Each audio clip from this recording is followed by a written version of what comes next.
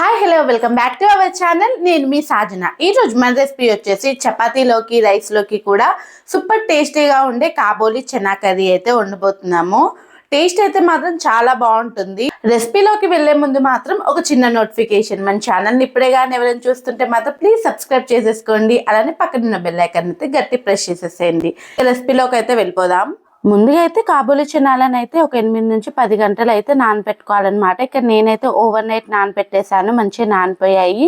తర్వాత వీటిని అయితే కుక్కర్లో వేసుకొని ఒక 4 నుంచి 5 విజిల్స్ దాకా అయితే ఉడికించుకున్నామంటే ఇలా ఉడికిపోతుంది. దీన్ని అయితే పక్కన తీసి పెట్టుకోవాలి వాటర్తో సహా. దాని తర్వాత కడాయిలో అయితే కొద్దిగా ఆయిల్ వేసేసుకొని అందులో సన్న తరిగి పెట్టుకున్న ఉల్లిపాయలు, అలానే ఒక 2 మీడియం సైజ్ టమాటోలు కూడా వేసేసుకొని, అలానే కొద్దిగా జీడిపప్పు కూడా వేసుకొని ఒకసారి బాగా కలిపేసుకొని మంచిగా అయితే ఫ్రై కానివ్వాలి. ఇది బాగా మగ్గేంత వరకు అయితే ఫ్రై చేసుకోవాలన్నమాట. ఇలా బాగా మగ్గిన తర్వాత అయితే ఇంకా దీన్ని అయితే స్టవ్ ఆఫ్ చేసుకొని అయితే పక్కన తీసేసుకొని, ఇది పూర్తి చల్లారిపోయిన తర్వాత అయితే మిక్సీ చేసుకొని అయితే మనం ఒక పక్కకైతే ఒక గిన్నెలో పెట్టేసుకోవాలి.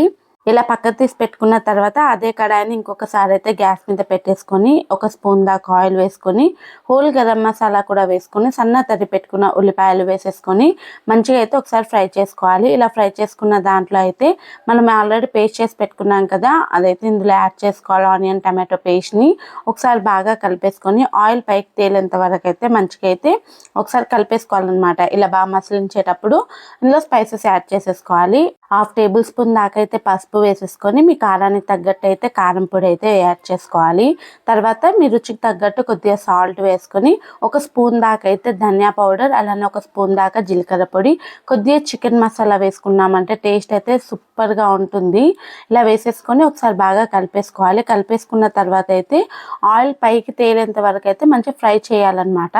ఆయిల్ పైకి తేలుతుంది అని అనుకునేటప్పుడు మనం ఉడికించుకున్న చనాలను అయితే ఇందులో అయితే యాడ్ చేసేసుకోవచ్చు. ఇలా యాడ్ చేసేసుకుని వాటర్తో సహా యాడ్ చేయాలి అండి. వాటర్ ఏం వేస్ట్ చేయకుండా ఇందులోనే యాడ్ చేసుకుంటే సరిపోతుంది. ఒకసారి బాగా కలిపేసుకొని మూత పెట్టేసుకొని అయితే ఒక 5 నుంచి 10 నిమిషాల పాటు మీడియం ఫ్లేమ్లో అయితే కుక్ చేసుకొని, ఇలా చూసారా ఆయిల్ అంతా పైకి తేలింది. ఈ టైప్లో అయితే కుక్ చేసేసుకొని ఫైనల్గా అయితే కొద్దిగా కొత్తిమీర చల్లేసుకున్నాము అని అంటే మన కాబూలి మసాలా కర్రీ అయితే రెడీ అయిపోతుంది. మీరు ఇక్కడ కొత్తిమీర ప్లేస్లో కసూరి మేతి కూడా యాడ్ చేసేసుకోవచ్చు. నాకు ప్రజెంట్ అయితే కసూరి మేతి అయితే అవైలబుల్లో లేదు కాబట్టి కొత్తిమీర అనేది యాడ్ చేశాను అనమాట. ఇంకా అంతే అండి, ఫైనల్గా అయితే మన కాబూలి చనా కర్రీ అయితే రెడీ అయిపోతుంది. ఇంకా సర్వింగ్ చేసేసుకొని మంచిగా పూరీలోకి, రైస్లోకి, అలానే చపాతీలో కూడా బాగుంటుంది. చూసారు కదా, ఇంట్లో అయితే చాలా సింపుల్గా ఇలా కాబూలి చనా కర్రీ అయితే వండుకోవచ్చు. చాలా ఎమ్మీగా కూడా ఉంటుంది. ఇది ఓన్లీ చపాతీలోకే కాకుండా రైస్లోకి, అలానే పూరీలోకి కూడా చాలా బాగుంటుందండి. ఇంకా టేస్ట్ అయితే చెప్పేస్తాను ఎలా ఉందన్నది.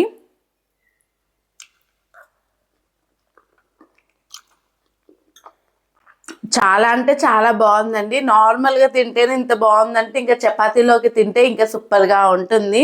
ఒకసారి మీరు ట్రై చేయండి, ఎలా వచ్చిందో నాకు కామెంట్ చేయండి. మీకు ఇంకేమైనా రెసిపీస్ కావాలి అని అంటే మాత్రం ప్లీజ్ కామెంట్ చేయండి. అలానే ఇంకో వీడియోతో ఇంకో రెసిపీతో నేను మీ ముందు ఉంటాను. Signing off.